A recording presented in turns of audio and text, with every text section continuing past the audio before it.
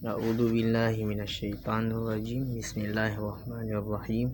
I am Muhyiddin El Pulalon, Bais Tubi. Continuation of report and reporting the Imam Malik. Imam Malik argued that the amal or acting consensus of Medina was a stronger, more consolidated proof that single authentic narrations. He deemed this superior because it represented the transmitted sunnah of the community to a mutawatir or massively narrated report that rather than a single narration. Si Imam Malik ay nag-prove or nag-argue na ang amal o acting consensus ng mga taga-Medina ay malakas dahil sa mga proof ng mga single authentic narration ng mga hadis o mga sunnah ng Propeta Muhammad sallallahu alaihi wasallam. Sinasabi niya na dahil dito sa mga consolidated proof na ito ay nagiging malakas o nagiging mataas dahil nire-represent dito ang pag-transmitted ng sunnah sa mga community to a mutawatir or massively narrated. Kumaga maramihan na ang pag-narrated sa isang hadis o sa isang hadis ng Propeta Muhammad sallallahu alaihi wasallam rather than a single narration. Kumaga mas marami na ang nag-narrate sa isang hadis kaysa sa isang single narration lamang. Rejection of rulings or bid'ah. Imam Malik firmly stated that was not part of the religion during the time of the Prophet Muhammad sallallahu alaihi wasallam, and his companions cannot be part of the religion later.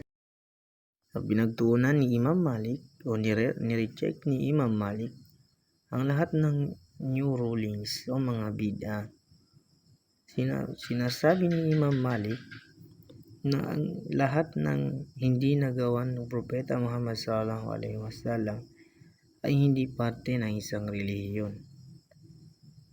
At ang mga hindi rin nagawa ng mga sahaba o companions ng Propeta Muhammad sallallahu alaihi wasallam ay hindi maituturing na parte ng isang relihiyon. Ang stage is pinagtuunan ni Imam Malik ang mga new rulings o mga bid'ah pagkamatay ng Propeta Muhammad sallallahu alaihi wasallam. Compilation method. Muwatta. Malik's compilation, the Muwatta, focus on consolidating the most established legal practices and rulings of Medina. He took knowledge from 70 teachers whose knowledge was seen as the most reliable. During the time of consolidation, ginawa ni-compile ni Imam Malik ang method na Muwatta. Base dito, ni-consolidate ni Imam Malik ang mga legal practices and rulings sa Madina.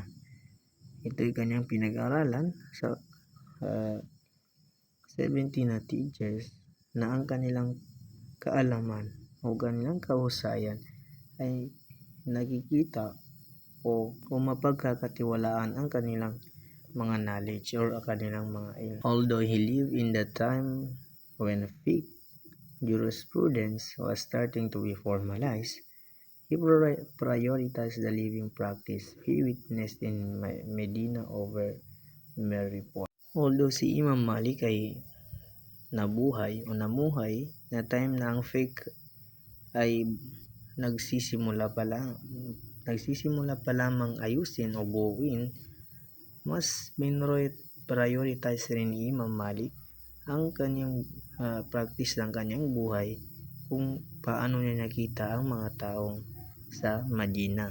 Mas binahalagahan ni Imam Malik o mas binigyang pansin ni Imam Malik ang kung ano ba ang nasa paligid niya or kung saan siya nakatira, which is sa Madina. Kung anong ruling sa Madina, yun ang pinapractice ni Imam Malik during the time of consolidation. And that's all. Wabillahi taufiq wal hidayah. Wassalamualaikum warahmatullahi wabarakatuh.